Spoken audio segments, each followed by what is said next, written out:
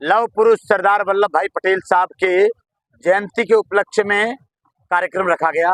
इस कार्यक्रम में हजारों की तादाद में क्रांतिकारियों की जमावड़ा हुई और ये सब के सब लोग समतावादी महापुरुष, राष्ट्रवादी महापुरुष, लव पुरुष सरदार वल्लभ भाई पटेल के विचारों को जन जन तक पहुंचाने के लिए एकजुट और सैलाब के रूप में एकजुट रहे हैं।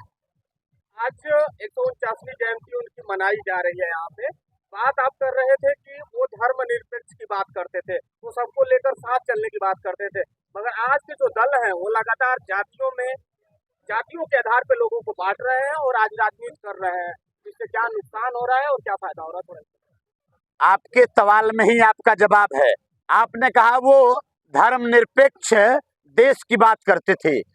सरदार पटेल धर्मनिरपेक्ष नेता थे, धर्मनिरपेक्ष देश की बात करते थे और उनका यह मानना था इस देश से या तो जाति व्यवस्था समाप्त कर दिया जाए, अगर जाति रखना है तो प्रत्येक जातियों को उनकी आबादी के अनुपात में उनका अधिकार दे दिया जाए। ये सरदार पटेल जी का मानना था।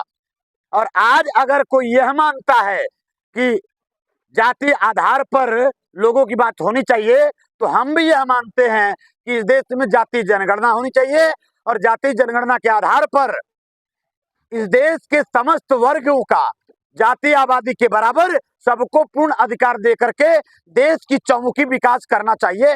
यह सरदार पटेल का भी मानना था, यह डॉक्टर अंबेडकर का भी मानना था, यह हम जैसे तमाम आदरणीय विधायक जी का भी मानना है। और सरदार सेना का मूल रूप से सिद्धांत है कि जातीय जनगणना कराकर चपरासी से लेकर सुप्रीम कोर्ट तक हर मौलिक अधिकारों में हमें हमारी आबादी के अनुपात में अधिकार चाहिए। या तो मोदी जी आपकी सरकार में आप ही ने कहा था कि हम जाति जनगणना करवाएंगे और आज उनके मंत्री कहते हैं कि जाति जनगणना नहीं कराएंगे। तो ये झूठलर गैंग के सरगना लोग हैं साहब। इन झूठलर गैंग के सरगनाओं पर भरोसा इस देश को नहीं है। वो तो ईवीएम के सहारे सरकार बनाते हैं, वोट के सहारे तो बनाते नहीं। आप उन पे ब्लेम लगा रहे हैं। वो पटेल जी कितनी बड़ी मूर्ति लगाया है, विश्व की सबसे बड़ी मूर्ति पटेल जी की उन्होंने लगाया गुजरात में। मूर्तियों पर माला, विचारों पर ताला, इन संघियों ने इस देश में यही तो कर डाला।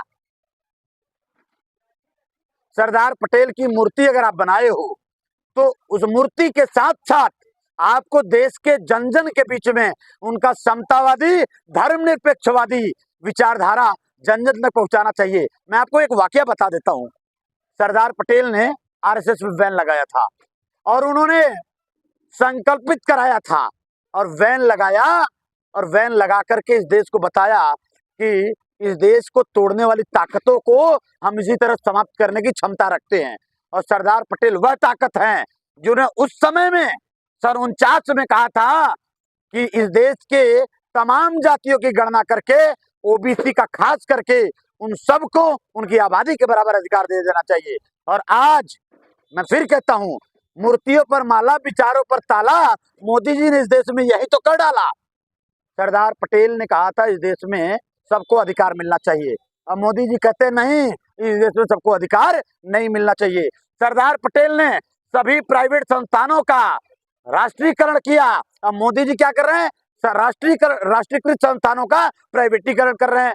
तो फिर वही बात आती है कि मूर्तियों पर माला, विचारों पर ताला। तुमने भैया सरदार पटेल के विचार